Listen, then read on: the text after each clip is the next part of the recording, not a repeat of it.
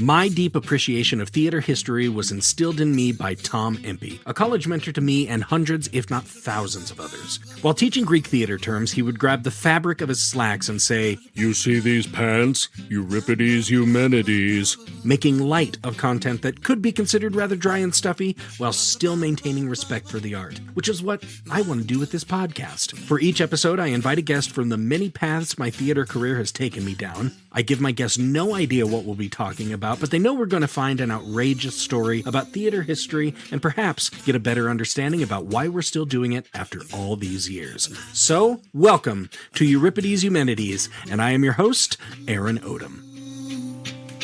Apocalypse, apocalypse, I said, why you want to show up now? Just when the heart of my life was getting good. I'll give you one more chance. Walk on out of the door, yeah. Get your ass to getting where the getting is good.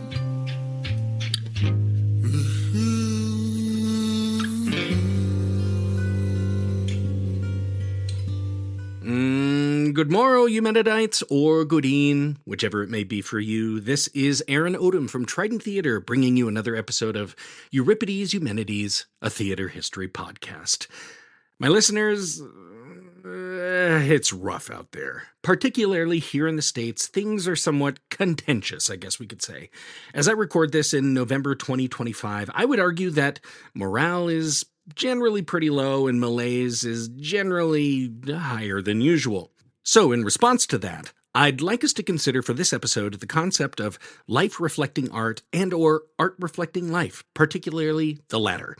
In times of general distress, I love to find stories like the one you're about to hear, a theater troupe mainly devoted to inspiring levity and goofiness by means of delivering well-crafted theater and doing some good in the world as kind of a response to the general malaise I talked about before, or maybe not, just to bring it into the world anyway.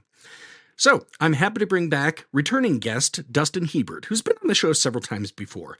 Dustin is a high school theater educator in Wyoming and has just recently taken on the position of president of the annual Wyoming State Thespian Festival, which culminates in an annual get-together of high school dramatists from around the state.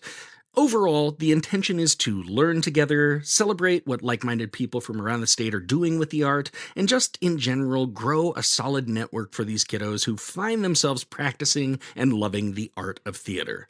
So, it's actually no coincidence that Dustin should be the guest for this episode, in which we discuss a student theater group in one of the most prestigious learning institutions in the world and the contributions that this troupe has been making to said world for nearly 200 years now. So, my Eumenidites, without further ado, here is episode 12 of season 2, Hasty Pudding Theatricals.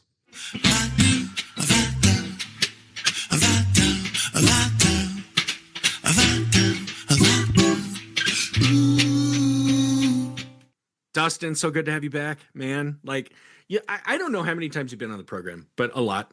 And I think it's been three. I think it might be like 5. I've blacked out a lot. That'll work. Yeah. Yeah. But I always love, you're still the high school teacher in charge of drama at Kelly Walsh High School in Casper, Wyoming. And Correct. What I love is that you do give your students an opportunity to have kind of a varied mixture of shows that they do, which is unusual for high school because it is. It feels like there's a playbook that it's like, okay, this year we'll put on blah because it's in Appendix A, Volume 4. You know, so much so that there are actually published top 10 musicals, top 10 plays to do at high schools, and there is always, as your listeners will probably agree with, there's a standard, what we would call a canon, that shows that are due. I think it's good to give some understanding about what my school looks like, because when people say, oh, you teach at the largest high school in Wyoming, our high school has 2,100 people in it, which is actually a 5A school in Colorado, which has about 10 to 12 times the population of Wyoming. And so we're in the next largest school is 300 less. which is Yeah. almost an entire class. So Mm-hmm. we deal with a ton of kids, and we have a lot of kids rolling through our doors on a regular basis. When I first took over the job 10 years ago, um, I I followed that list, and I was like, oh, look, let's start with, yeah, it's an adult show. Because I always take the, well, Aaron Odom, have you ever been to prison? No. So when I was in prison, I've never been to prison. Do you like how Uh, we both had to think about that for a second? Have you been to prison? Oh yeah, nope. no. When you go to prison, there is a rule. If you go to prison. Oh yeah, sorry. Do you know what this rule is? Don't drop the soap. That's close. Okay. That's the second rule. The first rule is, in order to establish dominance, you find the largest guy in the yard and you take a swing at him. Right. You will either demonstrate your fearless attitude and gain some credibility, or you will get the crap beat out of you, and at least that establishes you in the pecking order. Right. So right out of the gate, I went canon, but I went with Beauty and the Beast, which is the hardest show to do in high school, because when Disney decided to turn a cartoon in 1994, when Disney decided to turn a cartoon into a stage production, they didn't realize the difficulty in changing scenes 6 to 7 times in a 5 to 10 minute period, plus all the different locations, plus the magic that Disney requires so much. And so I went hard in the paint. But this is the great part is I established myself. It was a great show. And so now I'm trying to stay away from, not staying away from, I did Music Man. So there, I did one. But oh God, I've met expectations. But I do my best to try to make sure that the kids have a much broader exposure to musicals than I did when I was in high school. Because I know the three musicals I had: Anything Goes, 42nd Street, Guys and Dolls. That's the canon. Yes. But we didn't have the internet, says the old man staring at the old man across from him. When we had to go find plays, we had to look them up. Yeah. And we had to hear about them through the grapevine. We did. Oh my gosh, did you hear about this crazy musical about these guys in New York that have AIDS? No. What? I was just doing Guys and Dolls. I don't know what you're talking about. You mean Cats? Yep. No, that's it. Cats. But really, it's about creating the well-rounded student. It's about exposing them to all the different things theater can provide, and most importantly, making them happy, because the kids hear musicals far faster than we do ever again. I've got children coming up to me saying, have you heard about this show? And I go, I've been asleep for 9 hours. I don't know what you're talking about. So I have to look it up. Let me text you the Spotify playlist. That's correct. It's already out there. So we have a lot of fun, but we really want kids to know more, which is why I encourage them to listen to these podcasts, because of all the really unique knowledge that exists here. Yeah. Yeah. Well, thank you. But we weren't here to, only the podcasts I'm on. But yes, exactly. But I think it's difficult, especially at that level, because on one hand, you have the students who are very, very excited and have the potential to I'm thinking about this for a potential career choice.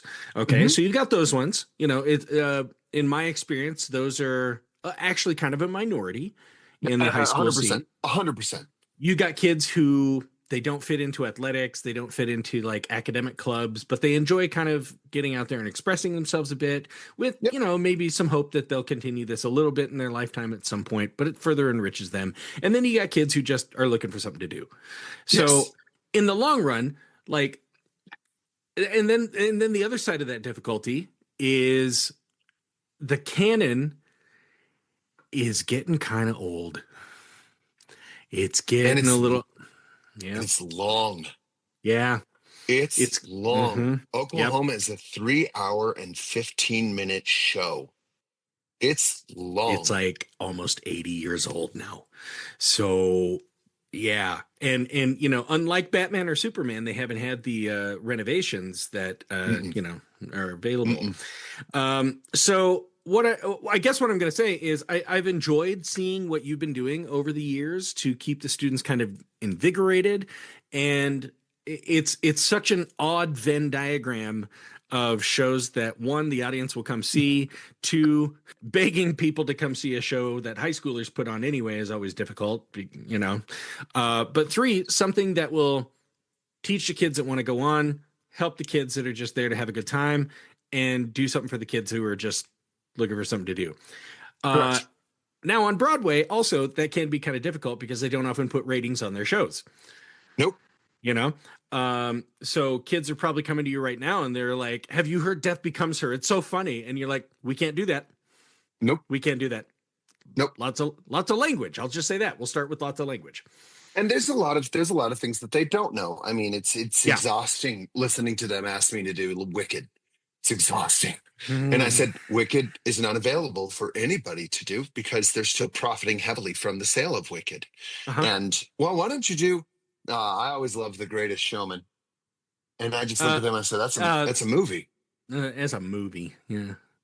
It's a movie. Yeah. Also, there's some situation.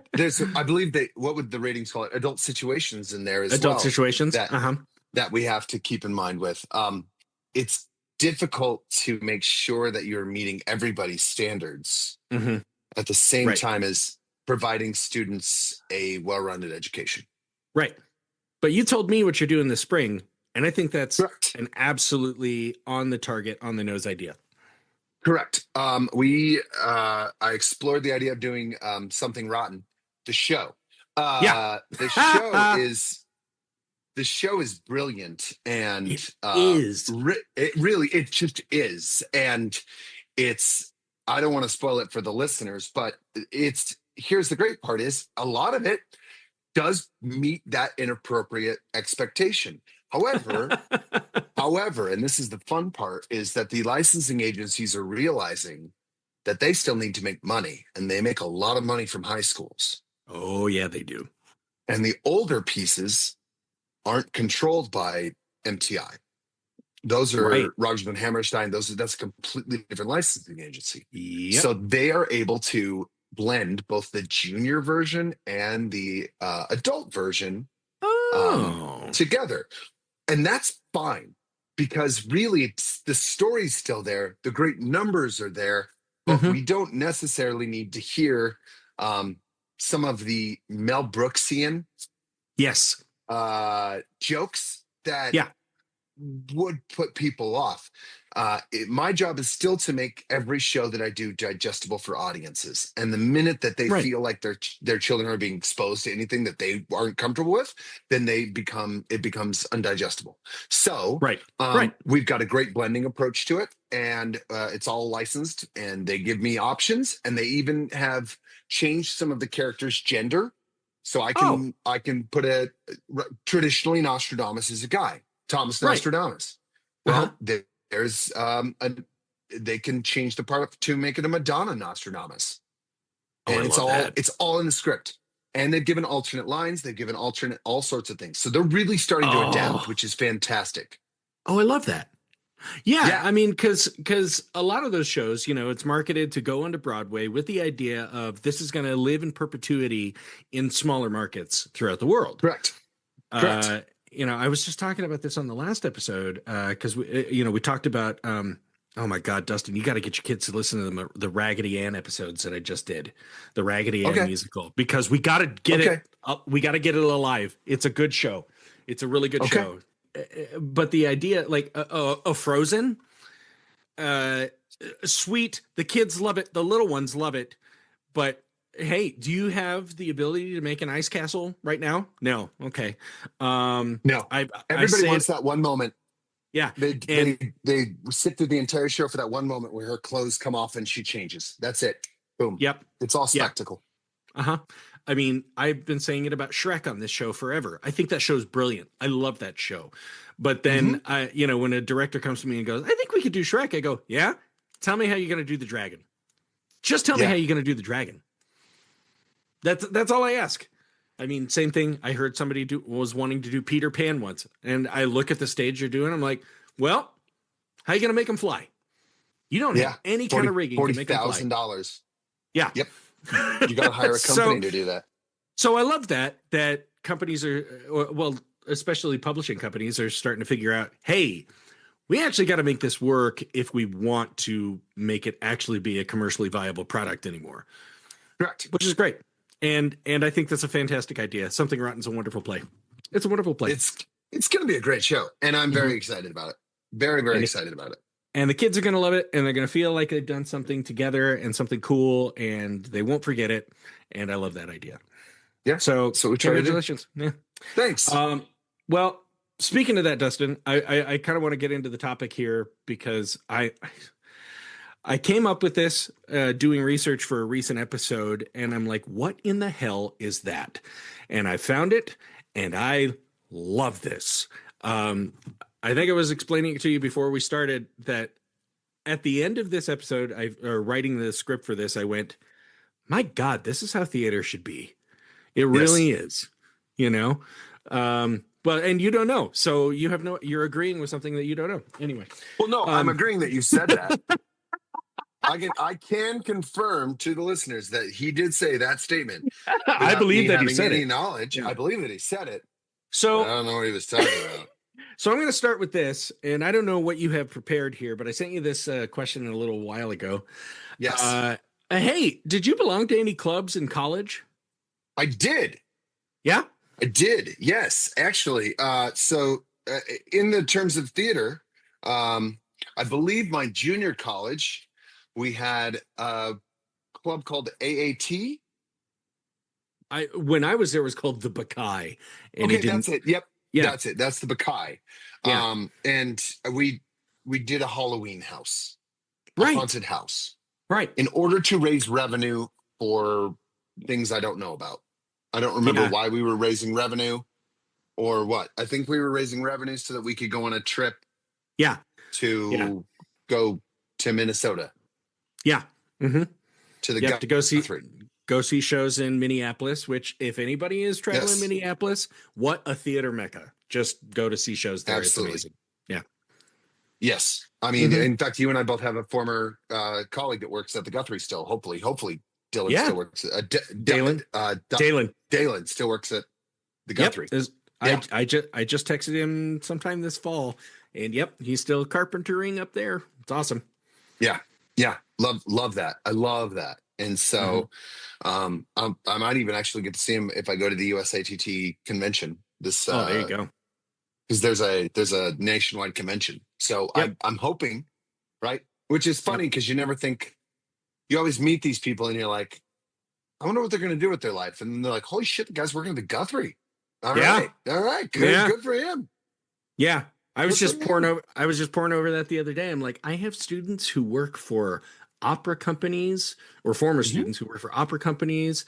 That one just got nominated for like a regional Emmy for like a documentary she was a producer on. I've got one who is a technical director at a high school in Illinois.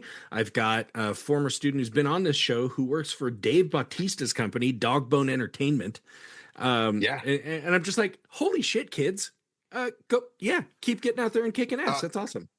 Rebecca actually my wife was just up in Sheridan. There was a dance company that came through. Oh yeah. And one of their dancers was her ballet student. Oh, that's amazing. Cannon. I forget his last name, but his name is Cannon, and he went to Juilliard, and she trained him up, got him there. Nice. And went to go see him. Yeah, it was great. Yeah. Well, yeah, that was the Buckeye. We got a couple trips out of it. Yes. Okay, so my other student organization, so AAT must have been at my actual college, which was Weber State University in Ogden, Utah. Very good program. Yeah. We started, while I was there, we started the actual fraternal organization of theater students called Alpha Psi Omega. Ooh, okay. So those have been the student organizations that I've been nice. And with. Okay. So what did Alpha Psi Omega do? Alpha Psi Omega, we actually between AAT and Alpha Psi Omega, it's the same organization, just transition names. Mm-hmm. We did small showcases. We worked Okay. on our own pieces, and then we actually did a musical um, that the college was associated with, but the professors didn't work on. So we did Right. our own show, and I believe we did cabaret. Oh, nice. This will Okay. Guess what part I played? Uh, Ernst. oh, okay. I have blonde hair, blue eyes. What can I say? Ah, bingo. The shoe fits, wear it. They're out of dancing girls. If the armband fits, wear it. Jesus. Sorry, listeners. That's amazing, though. Like student-led stuff like that, Oh yeah, where absolutely. your Absolutely. theater creating, your theater making. It's Yep. it's the well, I mean, it's the idea that sits behind like two guys bouncing heads together, and at the end of the day, they come up with Sound of Music. Yeah, absolutely. And really we also wanted an opportunity to, because it was such a big college, the main stage productions, we had our own little theater in the back. And so and it was a black box, so we could rearrange it however we wanted to. So we did the cabaret, and we did a Midsummer Night's Dream. And so it allowed Oh, nice. designers to actually come to like fully create a piece Yeah. Yeah. that was separate from the staff designer, the faculty designing, and the Oh, faculty design teams. fantastic. So it was actually really a great organization. I hope it's still running. I hope it's still going. I've got something similar in that I just wrapped kind of a momentous thing, my 5th year in a row as a director for Trident Theater of Rocky Horror Picture Show at the WYO Theater in Sheridan, Wyoming. And it was Yes. also the 50th anniversary of the whole thing, kicking off in the 70s. So it was kind of a big deal, but that whole thing started from a theater club at the college here where kids were like, I'm just not getting my needs met with the standard fare that community colleges are presented. They have their own canon. And these kids just went, I want to have something fun and a cool experience. And it turned out to be something that this community desperately needs because we have a really significant LGBTQ population of folks here. And they just need a place to be seen and have fun and go out and do something silly. And I feel cool because it is actually like something the community is asking for and needs. So that all was born from a student organization. So with that, I kind of want to discuss a theater organization that I found out about in research for a recent episode. So Dustin, if you can believe it, Harvard University has a number of social clubs, many of which can be considered secret societies. Sure. I know it's obscure and probably nobody's ever heard of that before, but Wasn't Yale the big one? Wouldn't Yale I think. Oh God! Yale As I was, the skull and crossbones, or skull and bones, or something like that. Bones and skulls.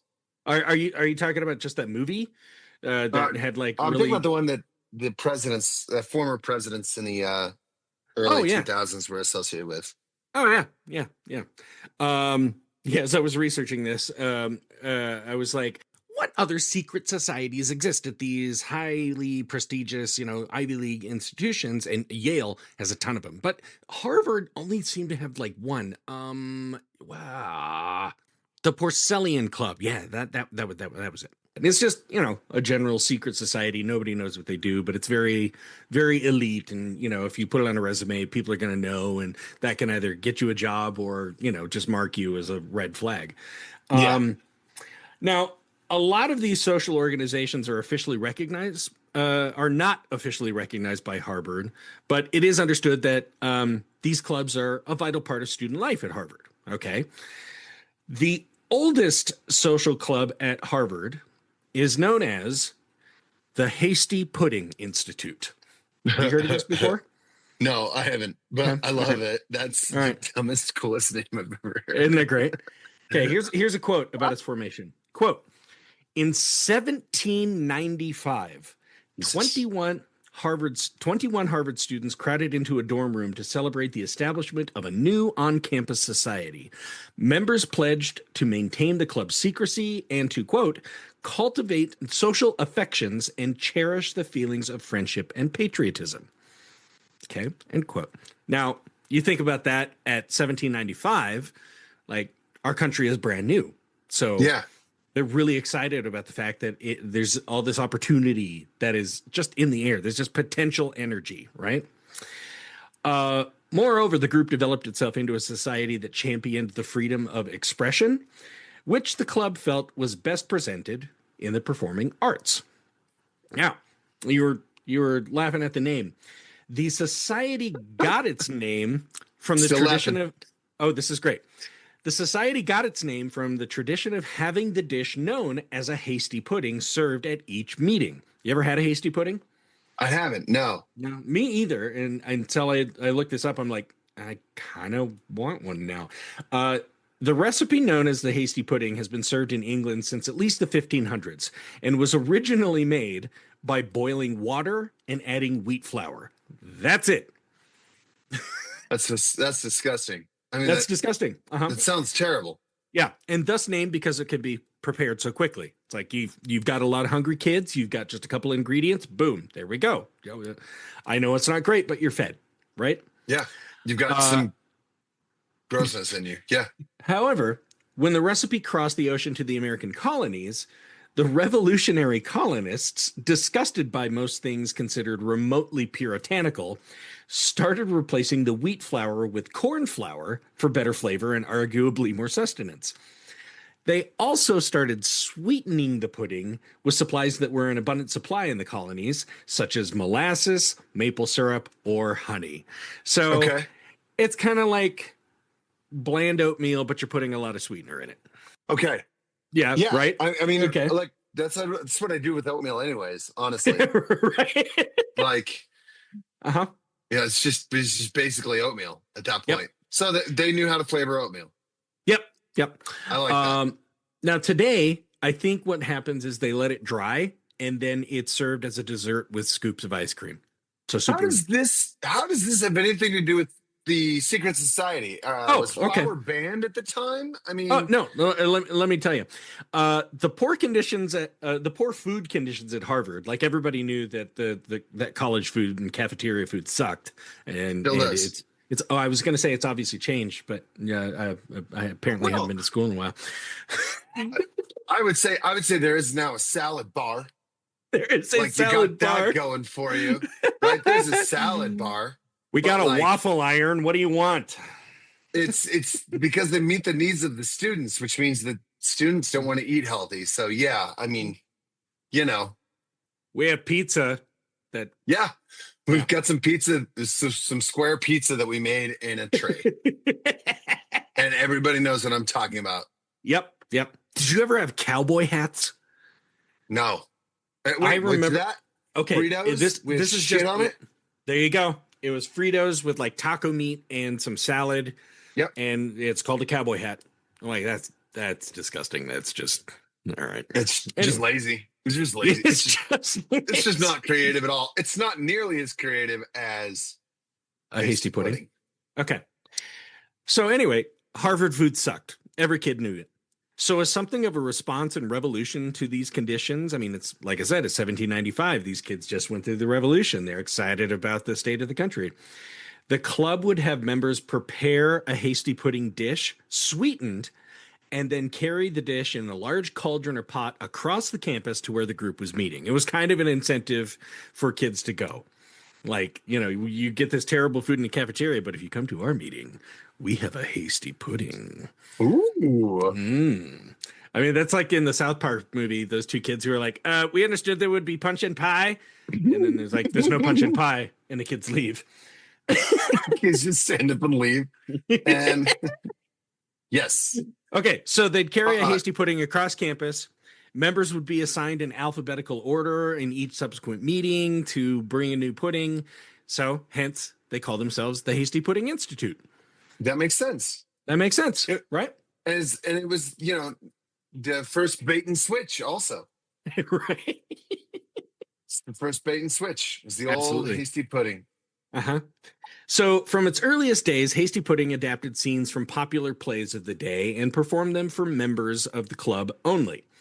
The resulting shows generally would satirize trends in theater at that time. that were considered obnoxious. Okay. Thus, things like overacting, garish costumes, and otherwise ostentatious behavior on stage became characteristic for each production. So it's kind of like it's like a Dead Poets Garish Society. costumes. Yeah, Garish it's like costumes, a Dead Poets Society. Uh-huh. And they're just kind of making fun of the shit that people are like, this is really the stuff that you should be paying attention to. I mean, this is the days. I got to do an episode on this at some point. This is the days when we're really starting to like sweeten up the tragedies and make them not so tragic. And we're melodrama. This is when melodrama started getting big. Right, because it's right before when I say right before, it's a couple hundred years pre-realism. I love how history works. And it's something, You know, it's something like it a was right couple before. hundred years right before. Yeah, we thought about it. And then we started it 89 years later. Yeah. Correct. There was a lot of committee work. Yeah. We had to talk. We had to send some letters, some telegrams. I think some Pony Express got involved. Anyway.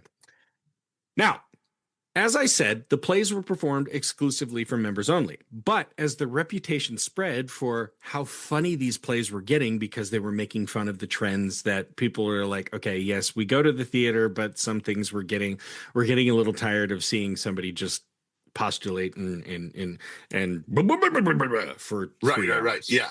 Yes. The club was then allowed to invite more select members from the student body. Like they were handpicked. They're like, you can bring Tom from your economics class. That's fine. And eventually they were allowed to make the performances quasi-public.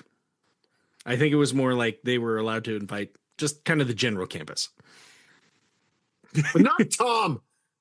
Tom had his chance. Tom came and he spat in the hasty pudding. Okay, now, you could bring John. Now, in addition to the satirical adaptations of scenes from popular plays, and as something of a self-aware move to address the notoriety of the shows and actors involved in either the original performances that they were making fun of or the satirical versions that they would then write, the Hasty Pudding Club began also offering mock trials starting in 1801. In these trials, members of the club were tried for their, air quotes, crimes, such as overacting or for the scripts being overtly melodramatic. I can get behind that. I want to do all my postmortems this way from now on. Like a trial? Yeah, like a trial. Like, I Okay. can't believe that you actually did this show, and we're going to tell you all the reasons that you're guilty right now. Yeah. Defend yourself. Defend your life. Justify your choices. However, in something of a critique of general society, which obviously and indelibly has an impact on the creation and interpretation of the performing arts, you can't not watch the news and go, well, I don't know how this is going to inform how I do my art, right?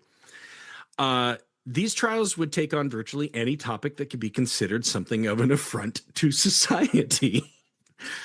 So, for example, in addition to trying the acts of people involved with the shows, they would also just try things like the actions and legacy of Queen Elizabeth I, and in general, the odious study of mathematics. Wait, the odious study of mathematics? Like just the general idea of math, like studying math at all, especially at the collegiate level. You're at freaking Harvard. Math's been universally hated since its inception. Right. So let's put it on trial. I think it's time. How dare you? How dare they even invent it? A new language with numbers?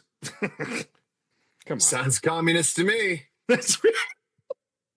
Before communism was invented. But yes, I understand.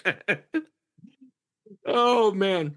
Well, however, in 1837, the club tried an actual case from history. Like they would actually take cases from history and make fun of them in, famous cases that maybe pre-law students might be studying or something like that. So they took an actual case in which the plaintiff was a woman portrayed by a member of the club. Now remember, this is an all-male club at this time. Right. When that member showed up in a dress to play the woman, as well as taking on the amplified mannerisms and voice of said woman, the response was extraordinarily positive, and drag became a staple of the club in 1837. When did they start reading to kids? Yeah. That's I like it. Another example of how all the things we think are brand new have actually been around for thousands of years and hundreds of years, and it's completely socially acceptable. Absolutely. Unless. Absolutely. And wait a minute. Does that drag performer have Dr. Seuss or Maurice Sendak in front of them? That's correct. How dare they? How dare they indeed? How dare they? Look at that kid enjoying himself. Anyway. Ridiculous. Okay. In 1844, a member proposed that the club perform the opera known as Bombastes Furioso by William Barnes Rhodes, which is subtitled A Burlesque Tragic Opera.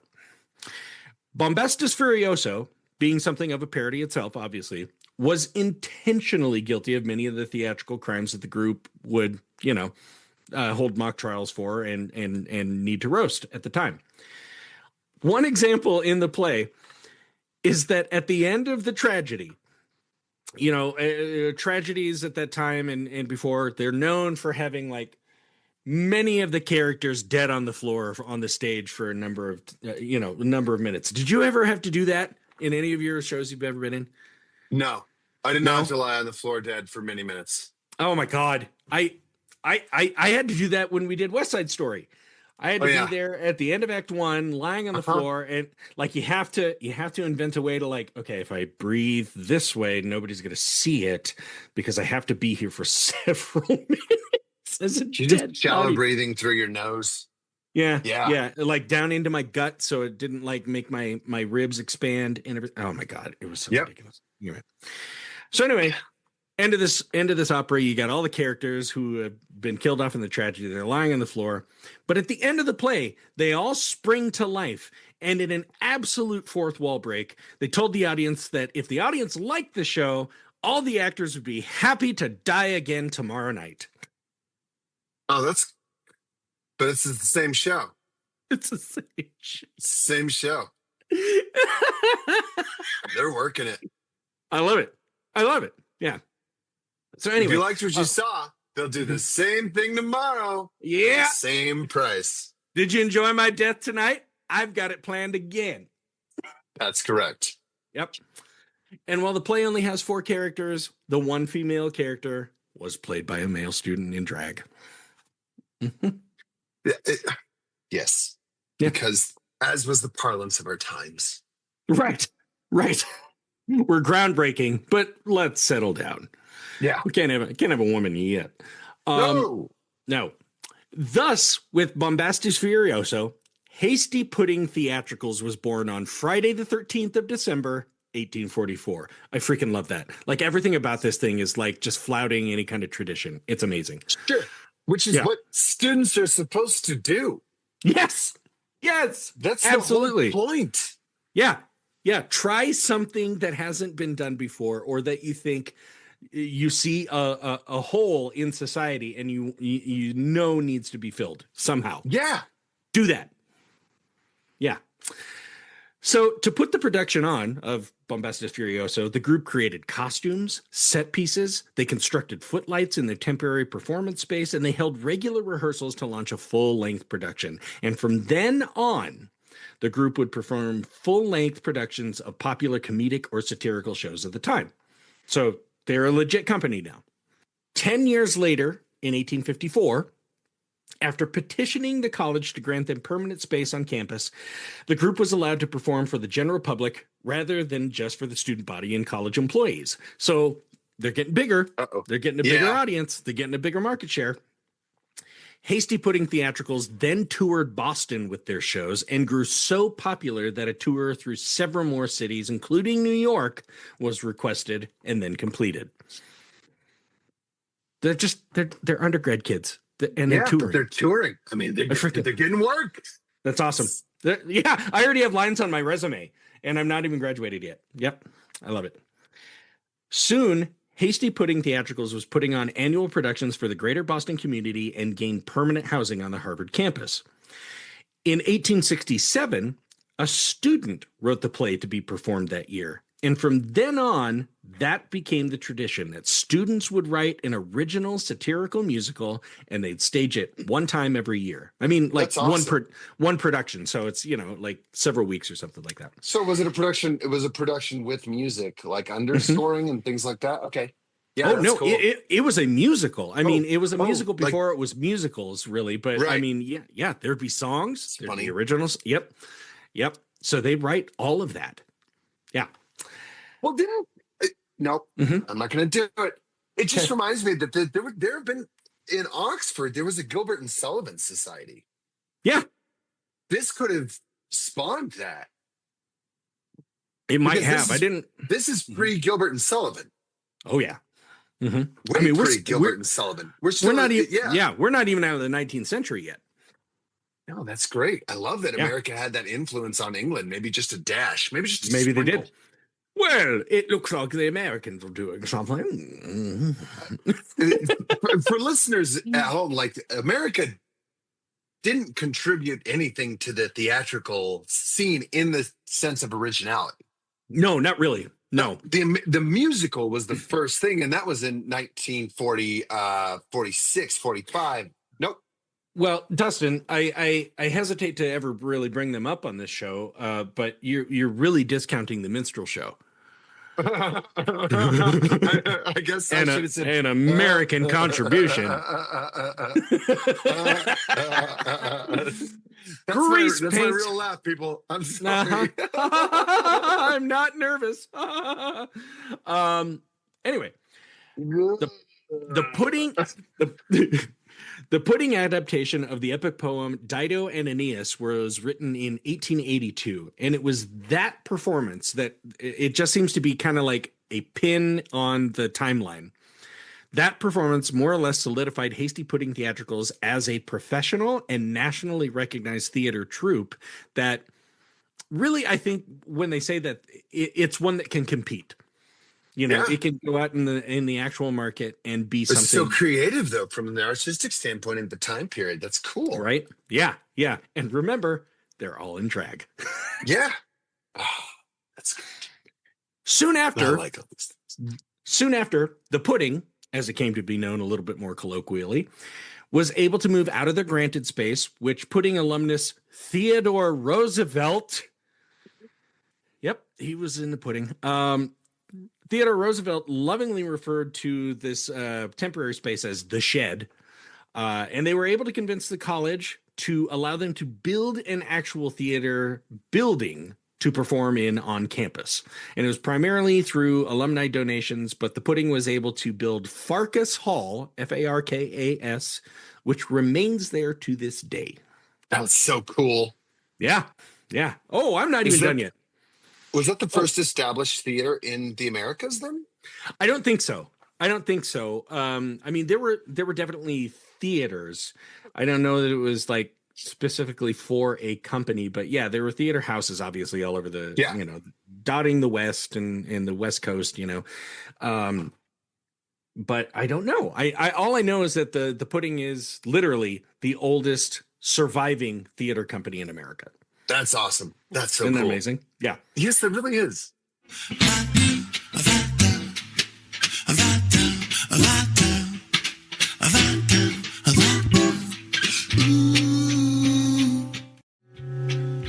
I guess I can't be too surprised by the fact that Harvard started the oldest surviving theater company in America. But come on, Harvard's been around since 1636. That's almost 150 years older than our country. But I'm glad that they're still around today, which we'll get into during the rest of this episode. However, while we're stopped, I want to encourage you to continue to follow the show on Instagram. Many of you have written to me at tridenttheater.com using the Contact Us form, and I encourage you to keep doing so. The show is getting bigger and bigger and bigger all over the world, and I have all of you to thank for that. But again, we're here for a reason, so let's get back to Dustin Hebert and the rest of this episode, Hasty Pudding Theatricals.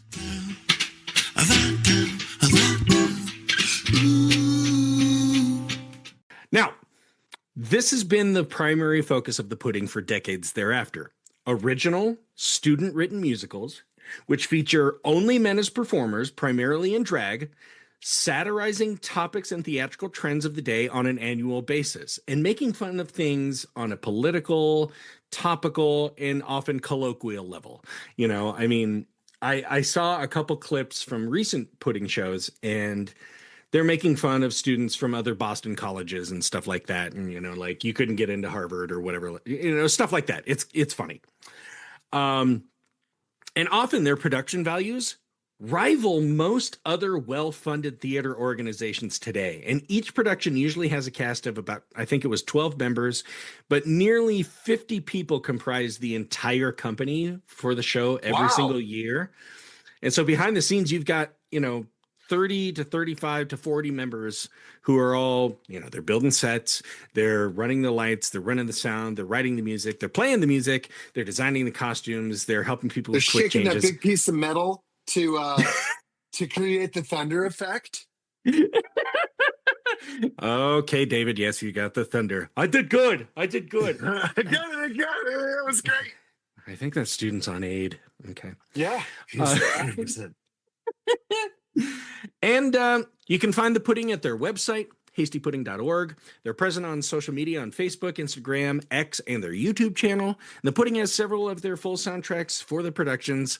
Guess where, Dustin? On their Spotify page. Yeah. It's where everything is. Yep. And as an example of just how seriously they take their shows, I'll give you some examples of song and show titles from recent years as a, you know, kind of like, so you can understand the parody and the puns that are absolutely not lacking at all from Hasty Pudding shows. Here are the titles of the last 5 pudding shows in reverse chronological order. Okay. 101 Damnations. What? 101 Damnations. Had nothing to do with dogs. Yep. Heist Baby. No, get out of here. Now you're making shit up, Aaron. I Heist Baby to go. Cosmic Relief. Is there a joke there that I'm just too dumb to get? It's all from what I could see on the poster, it was all like related to corny 50s sci-fi. Okay. So yeah, you might have guys like with, you know, barrel chests, but you've also got the girls with like sparkly bras that are cone shaped and huge hair and ray guns. Yes. So Cosmic Relief. What's the next two? Ship Happens. Yep. Is a retelling of the Titanic. Yep. And Mean Ghouls. Okay, got that one. That one's okay. Oh, here's a favorite song title of mine that I found. Oops, Madrid It Again. Oh my God. Where does it take place? I can't remember. And it has nothing to do with like the actual Britney Spears song. It just let's just take it and we'll make fun of it because it's fun. Yeah. Now, right here, this is an opportunity for me to just discuss the music on its own, as it's another example of how well crafted these shows are. If you've never seen or heard the music before, I would kind of describe music for pudding shows as generally, they sound a lot like big book musicals on Broadway. Really? They put that much energy into it? It's not a very big orchestra, but it's diverse enough to get a bigger sound out of it. Yeah. Okay. Yeah, they're big. And despite having shows, despite songs and shows having names like Oops, Madrid It Again, which would imply that it's a take on well-known pop numbers, I'm not ruling that out, that it probably happens. But more often than not, they're just written like full-fledged original musicals and performed as such. That's so cool. Good for them. Isn't that amazing? Were the parodies themselves just within the titles, and then it would circle around that? Do the parodies have things to do with pop culture at this time period? Kinda. In yes. the modern, okay. Kinda. Okay. I mean, the content is what was more the parody. They'd usually, sometimes they're set like as a 30s noir murder mystery, or a romantic epic, like you'd see on the cover of a romance novel or something like that. But they might be talking about the impact that the tariffs are having on American Sure. life right now. So there's Or social commentary with it. oh yeah, oh yeah. Love me some of that. Okay, I good mean, for them. you got to take it back to the idea that Bombastus Furiosa has the subtitle a burlesque opera.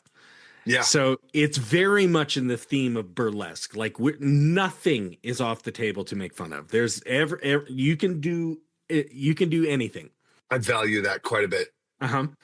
Now, here, I'll just give you an example. Here's an example of a lyric I found from their teaser video on YouTube for their 2018 production titled Intermission Impossible. Jesus. I know. Are you serious?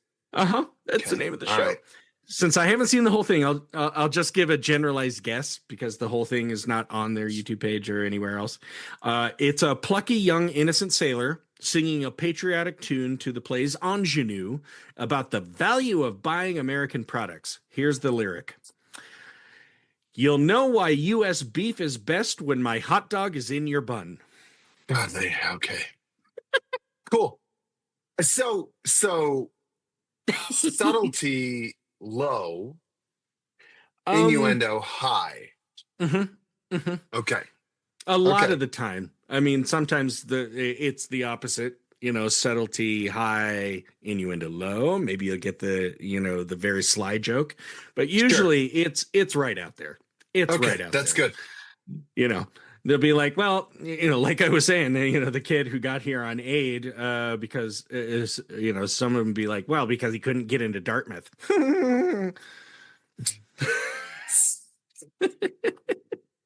Now, I would absolutely be remiss if I didn't mention the annual kick line.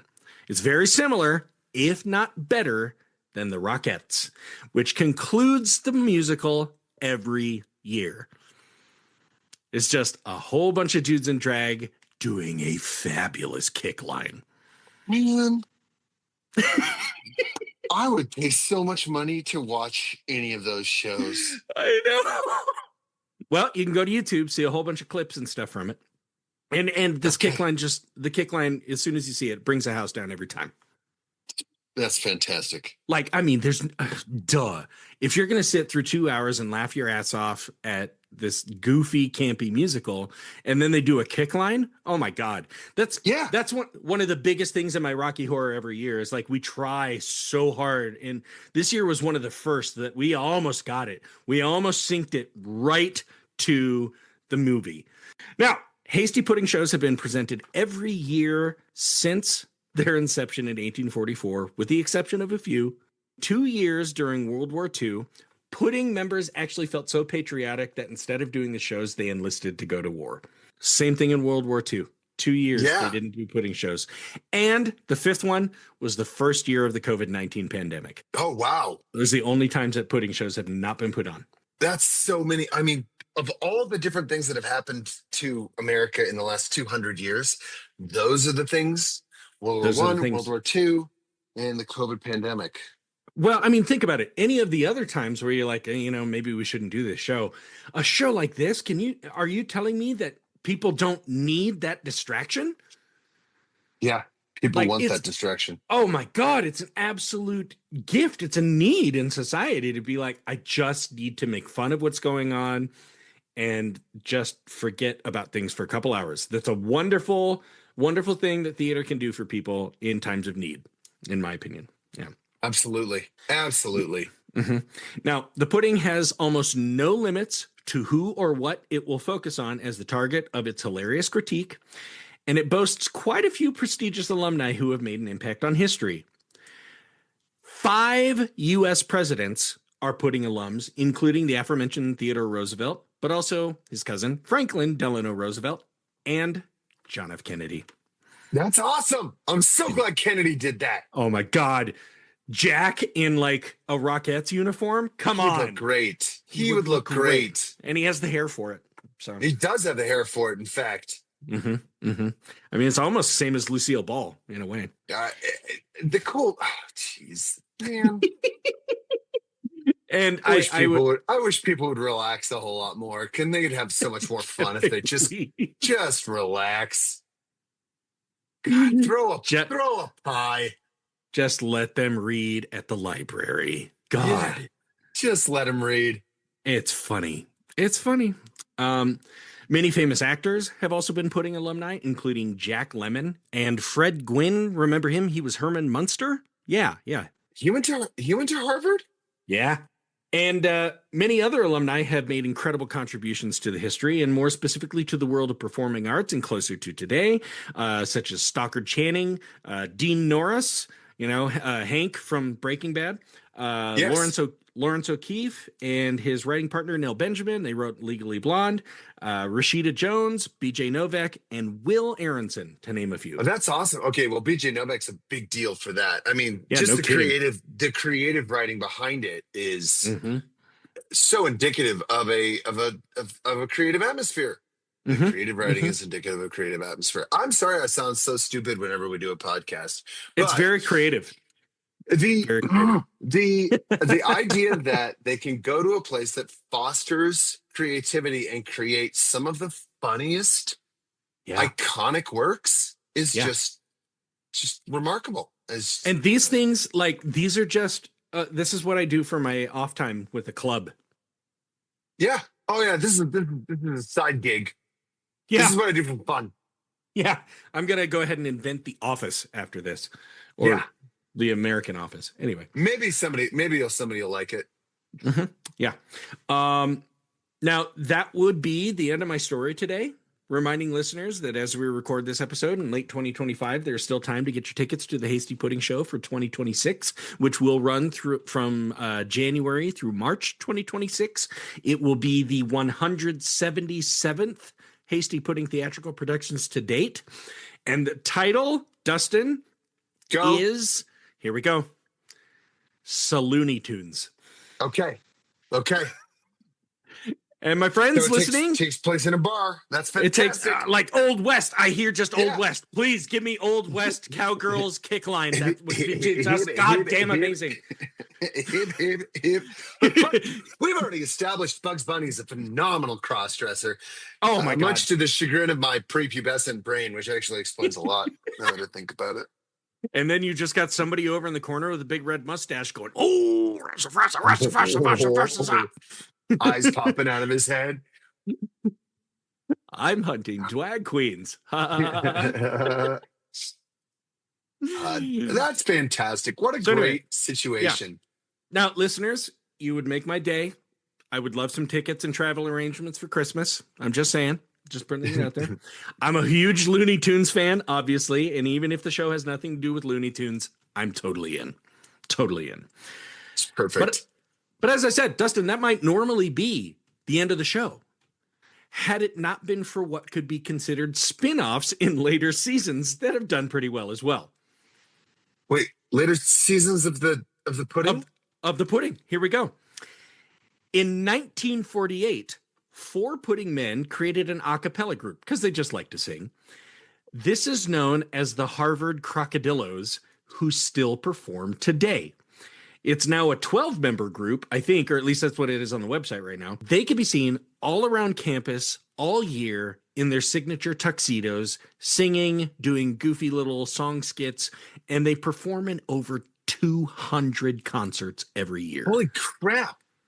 That's the and what was their name? The Harvard Crocodillos with a K.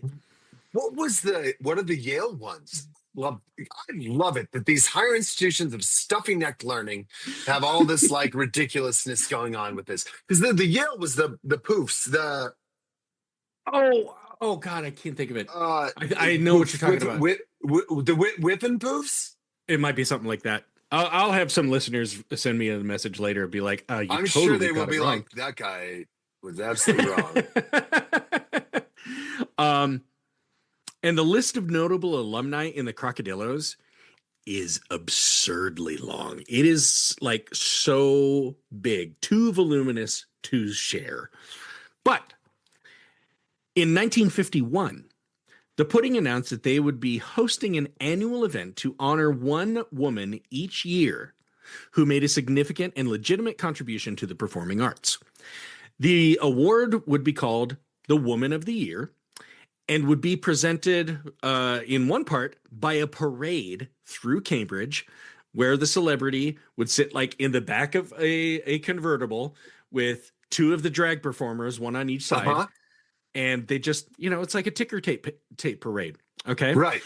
Then it'd be followed by a general gala in which there would be a ceremony in the recipient's honor and a kind of a press conference thereafter, like a little bit more serious, like, okay, so we've had all the fun. Yeah. Okay. But in true pudding fashion, while the ceremony does certainly honor the recipient and her accomplishments, it is developed into something of an annual roast, still nonetheless prestigious. That's phenomenal. So these kids get the opportunity at writing jokes at the expense of the recipient, and they get to do it. They get to do it in front of the person, which is like, that's so amazing to me. You get to it's try your jokes like the out. James Frank. It's like the James Franco roast, but like they've worked it out. They started figuring it out. Yeah. Mm-hmm. Yeah. Oh, this is great. Yeah. Oh, I love this. Now, the recipient is generally expected to don a garish costume piece at some point in the ceremony, created by the pudding as something of a visual representation of the performer's career. For example, Renee Zellweger was the recipient of the 2009 Hasty Pudding Woman of the Year award. During the formal ceremony on the Hasty Pudding stage, Zellweger, who has always been known for kind of her slender frame, was required for a portion of the show to wear the top half of a cheap-looking, flesh-colored fat suit with only a poorly made bikini top as coverage for the plumper costume piece. Awesome.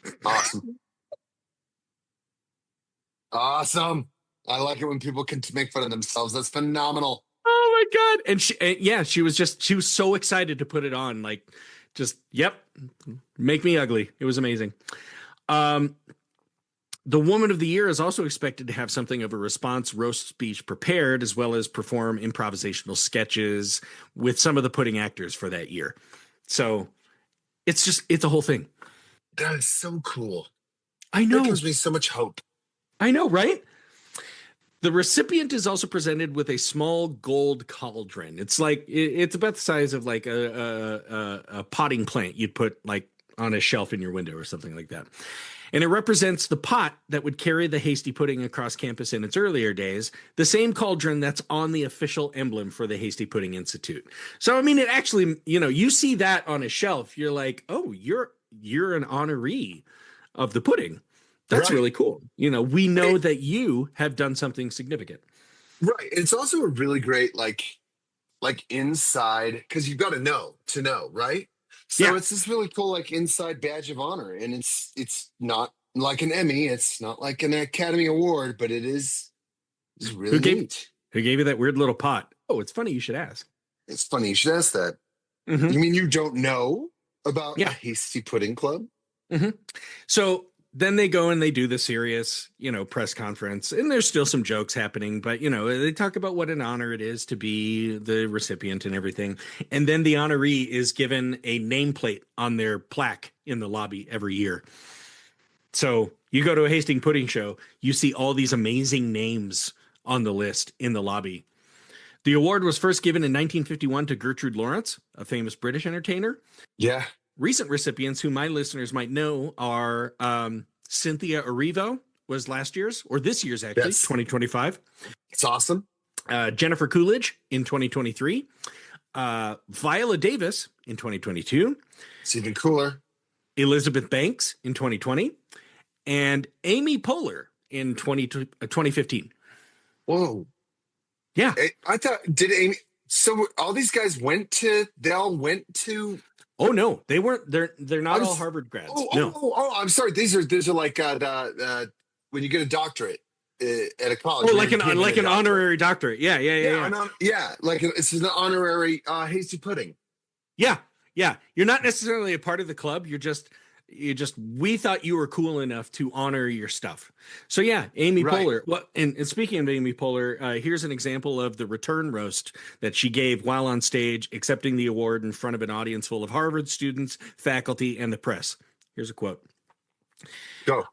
I haven't seen this many smiling white faces since I took my top off at a mime convention. What were their hands doing? Oh.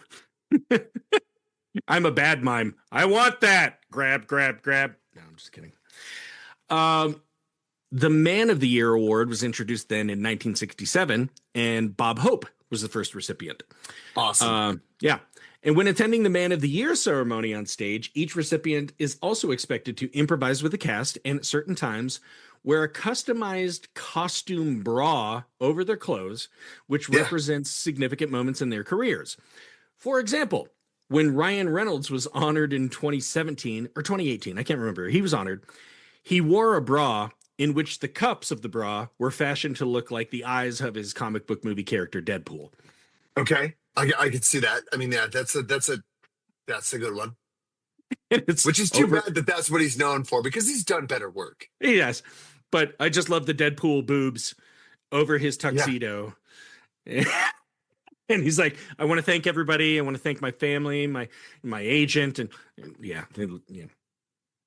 Some other previous winners in recent years include John Hamm. He got just this last year, 2025, in which he was introduced to a prop food piece on a table next to him during his award ceremony. The prop was named John the Ham. Yep. Like, not terribly low-hanging fruit, but definitely justifiable. It's right there. Bob Odenkirk in 2023. And Paul Rudd in 2018. That was a 2018 one. Yeah. I mean, that's great. Just solid, good guys who just keep doing stuff that we're like, yeah, I'll keep. You're doing good stuff. You're advancing things. And but these awards are so, I don't know. They make me feel warm and fuzzy. Yes. Not a lot makes me feel warm and fuzzy anymore.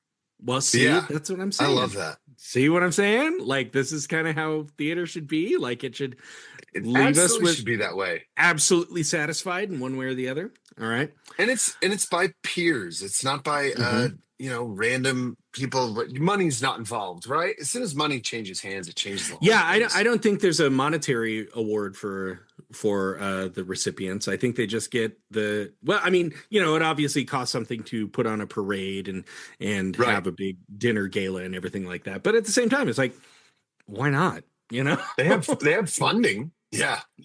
Why not? Yeah. Just have fun. Now, going back to the fact that women in the arts are honored as Woman of the Year, it probably seems somewhat strange that women are not included in Hasty Pudding casts, right? I mean, I guess, but it's tradition, right? It's tradition, but it's also like, yeah, I mean, tradition changes though. You know, I mean, it's funny to see guys in drag, but you know what? Women are pretty funny too. Women can be pretty funny, as we just heard from Amy Poehler. That was funny. Correct. That is, yeah. Now, I did mention that women have been. Did I mention that women have been involved in putting shows, but they're just like never on stage? Yes. They do costuming, they do lighting, they do all the backstage stuff, right? And oftentimes they're in the band or the orchestra, right? Yep. In 2018. During the Woman of the Year celebration honoring Mila Kunis, Pudding President Amira Weeks announced that starting with the 2019 production, the Hasty Pudding Institute would now allow women in the cast from now on. In a letter she read on stage from past Pudding President Andrew Farkas, who I would have to assume is, related to the family that the hall is named after, he had this to say. He's from the East Coast Farkases. Is that the Portsmouth Farkases or the Hampton Farkases? Quote from Andrew Farkas. With no further fanfare, the graduate board of the Hasty Pudding Institute has determined that, commencing with the 2019 Hasty Pudding show, the Hasty Pudding welcomes women to audition and perform in the roles in the show, and be given equal opportunity to play those roles based on the quality of their individual talents, not just the fact that they're not guys in drag. Okay, that's cool. I like that. I added that last part. Okay. Mila Kunis, who's being honored, then praised the pudding for the recognition of women in the performing arts and chided some critics who said she shouldn't go and accept the pudding's Woman of the Year award until women were allowed to be in shows. Kunis had no idea that this was going to be happening at her ceremony, but elected to attend anyway, stating that not making an appearance would be, quote, a pretty weak stance, end quote. It would be. Yeah. Mm-hmm. Yeah. Good for her, though. Good for her. Yeah. And then she went on to just be like, women are hella creative too, guys. Let's just let it be known that they can do stuff too. It's amazing. Absolutely. But this whole pudding move was also part of a rethinking of the status of Harvard Club presidents, both as a reaction to some suspected sexual violence on campus or some actual sexual violence on campus, because a lot of those clubs are like men only, and so when women get involved, it gets complicated, unfortunately. Men are stupid because men are dumb. Yep. So as a means by Harvard executive staff to curb any sexual violence from occurring in the future, they initiated this in 2016, kind of as a method of like, okay, let's try to not have this sexual violence by integrating a little bit. So beginning with the class of 2021, Harvard students were subject to the following, quote, undergraduate members of unrecognized single-gender social organizations will be banned from holding athletic team captaincies and leadership positions in all recognized student groups. They will also be ineligible for college endorsement for top fellowships like the Rhodes and Marshall scholarships. Oh, wow. And no shit. Harvard did that almost 10 years ago. Do you think that's why they're kind of in trouble now, maybe? Maybe. It's a DEI move. No, it was a move to prevent sexual harassment. That's cool. Yeah, but they don't. Nobody looks at it in the big picture. No, exactly. But I mean, this is the most prestigious education institution in America. Yeah. If they're not setting the standard, then what are they doing? Yeah. Correct. And as they should, that's their inherent responsibility is to set the standard. Where you're on top, you set the expectations. Right. So that others can follow. Right. Exactly. You don't just go, hey, let's go back to the old ways because that was better for me. Anyway. The pudding finally allowing women in their shows was part of this movement, even though the pudding is one of the oldest co-ed organizations on campus. Because like I said, they've been allowing women in for a while. And I think I did read somewhere that they were allowed to audition. They just didn't make it. And I don't think it was out of tradition. I think those organizations or those years when they looked at it, they're like, no, this person is better for this role than, Sheila who tried out or whatever. I hope it's that way. I hope it wasn't. They were like, yeah, but they have the parts. Yeah. Mm-hmm. Yeah. Yeah. And if that wasn't enough, Dustin, in 2013, using something of its clout as being the oldest social club at Harvard and the oldest theatrical company still operating in the United States, the pudding began a relatively legitimate annual award. Not that the Man of the Year and Woman of the Year are illegitimate, but this is called the Order of the Golden Sphinx. Okay. This is presented to people in the performing arts who have gone above and beyond even the Man and Woman of the Year to contribute to the performing arts in extraordinary ways. The first honoree was Michael Linton in 2013, then CEO of Sony Entertainment. Okay. Wow. They're like, this guy is doing stuff. Other honorees include producer David Heyman in 2014, who besides producing one of my favorite movies, Gravity, is also responsible for producing every single one of the Harry Potter films. So yeah, that guy made some significant contributions to, popcorn cinema. Yeah. But also the contributions kept people going to the movies. Yes. which we've talked about how that's Yeah. faded away to streaming is going to start Yep. winning more awards than cinema. Yeah. I mean, I just went to see Predator Badlands in the theater last night and I freaking loved it. Like took Is the it whole good? fam. Oh, it was so good. It was so Okay. good. It That's was so on my good. list. And for a PG-13 movie, excellent getting around the rated R rating. It was very good. That's yeah. Did they drop the one F-bomb like they did in Before we understand what the Predators are saying, because they do subtitles through the entire thing, they probably did drop a couple F-bombs. I would if I were a Predator. Oh. Well, Yeah. no, but I mean, like that's the difference between PG-13. You're allowed one F-bomb, which is how Guardians of the Galaxy Volume 3 strategically placed that one F-bomb, and I was like, well done, well done, well done. And you got it, and you got Chris Pratt to say it. Yeah. I'm sure he prayed hard that night. Yeah, he's got to figure that one out on his own. Yep. Here's one more recipient of the Order of the Golden Phoenix. Pudding alumni Paris Barkley in 2017, who is the past president of the Directors Guild of America, and like I said, past Pudding president or past alumni, and so therefore Harvard graduate. And he's responsible for directing over 150 episodes of popular television shows like NYPD Blue, The West Wing, Glee, and Sons of Anarchy. Wow. Pudding alumni. Wow. That's so cool. He's good. Oh, and speaking of Pudding alumni, here are just a few more you may have heard of. Oliver Wendell Holmes, who was on the U.S. Supreme Court. Yep. I'd actually heard of him. 1902 to 1932. There's this little guy named J.P. Morgan Jr. Alan Lerner of the Golden Age musical writing team, Lerner and Lowe. Yep. Pudding alumni. And other U.S. presidents, John Adams and John Quincy Adams. That is so neat. What a cool thing. Oh my God. And to wrap this all up, Dustin, the Pudding's charitable work has been recognized as well. Good.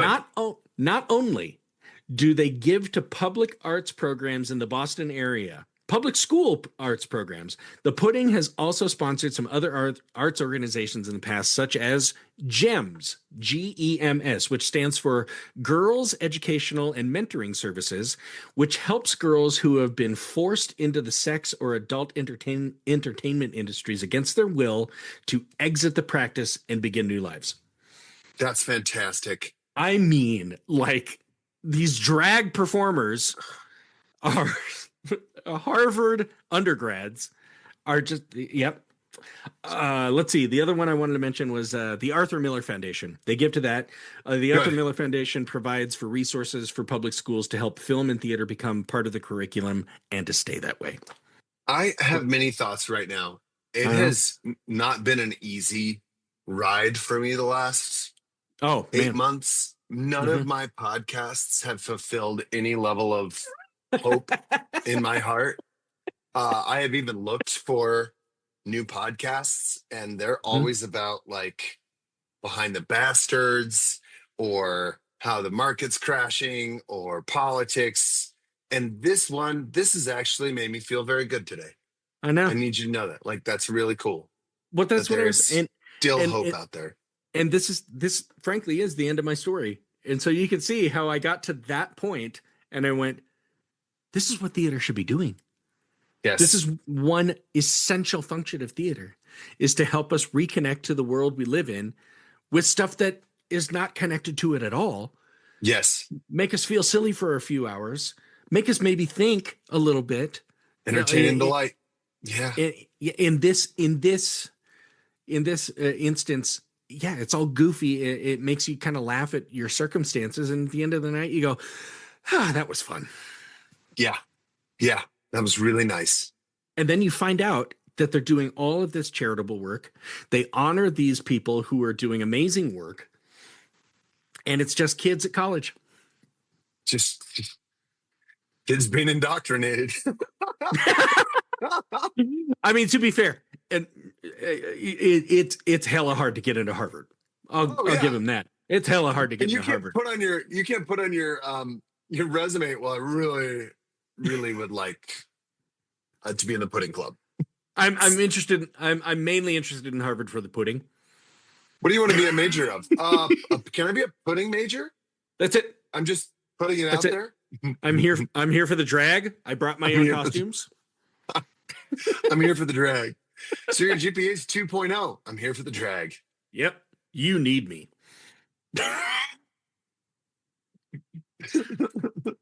Yeah, so that's my story on Hasty Pudding Theatricals. They're still out there. Great. You can get tickets now to Salooney Tunes. That sounds great. What a great story. I know. Thank God that thing exists. I know.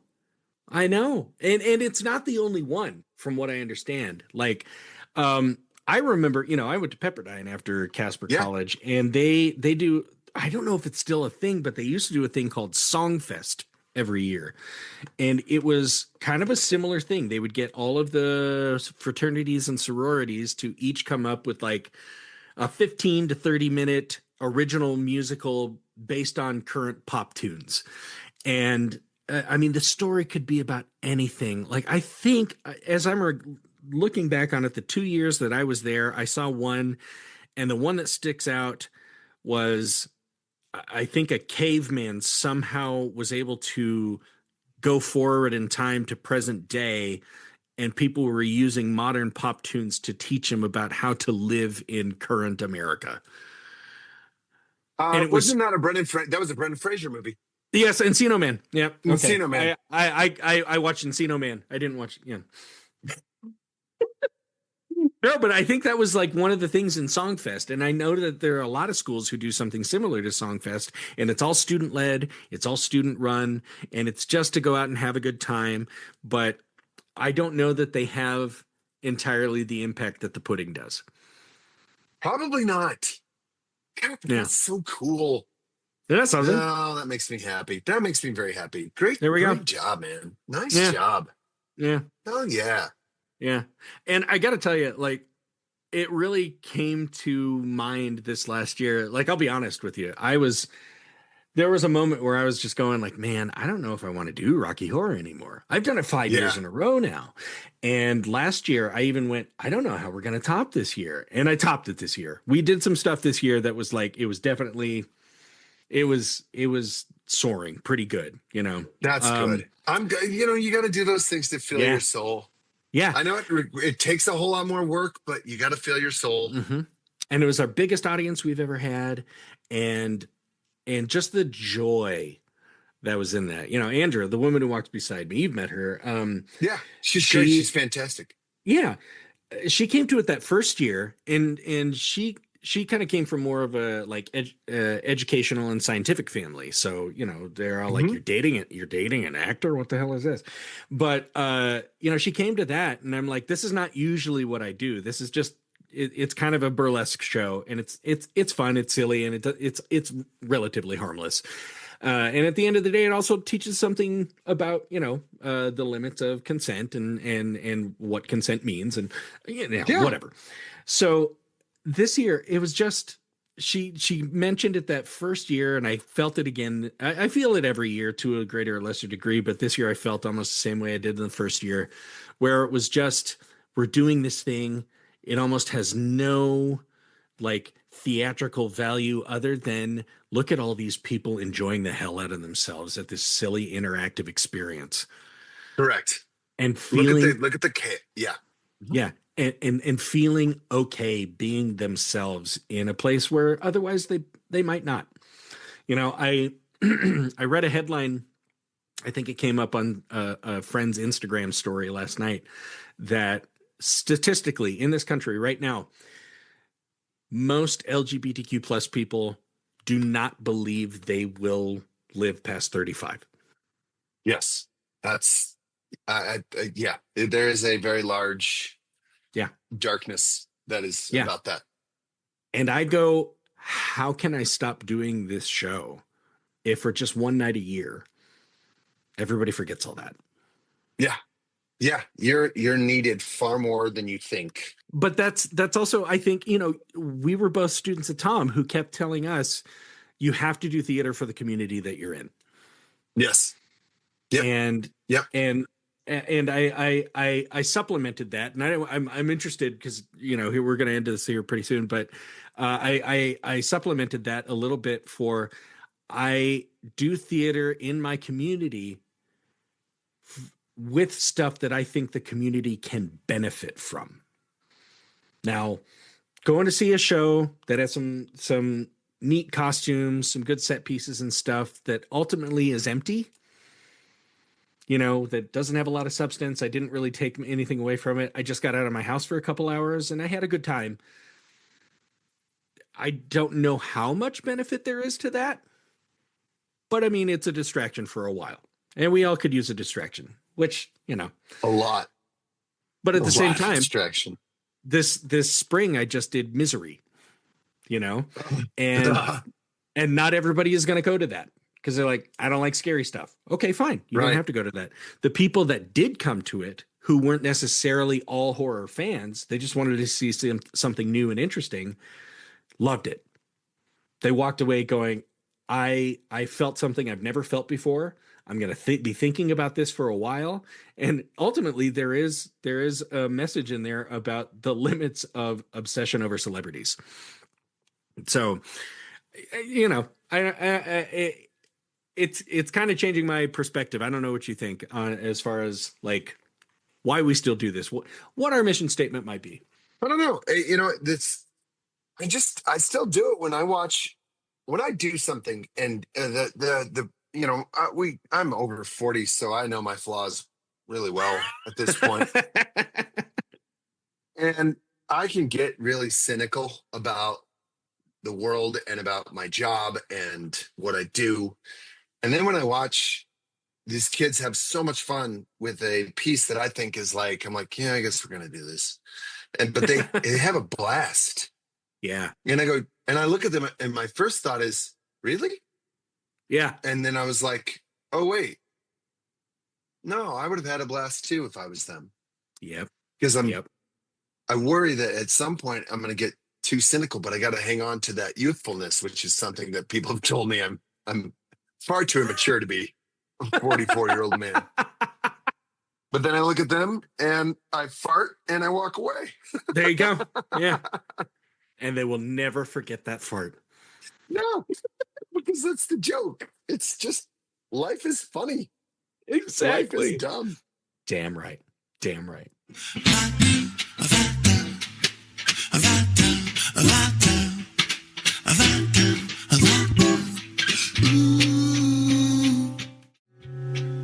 So again, Humanidites, if you happen to be in the Boston area between January and March of any year, I would highly suggest getting a ticket or two to a Hasty Pudding show.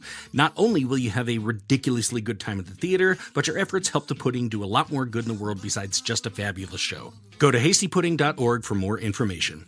And I want to thank Dustin Hebert for his contributions to this episode. I have a feeling he'll be on another episode coming up too, as we do have it planned to have another episode recorded in front of a live audience at this year's Wyoming State Thespian Festival. But I'm going to sign off. This has been another episode of Euripides Eumenides. I'm your host, Aaron Odom. Another episode will be in your ears in a fortnight, and I will see you at intermission.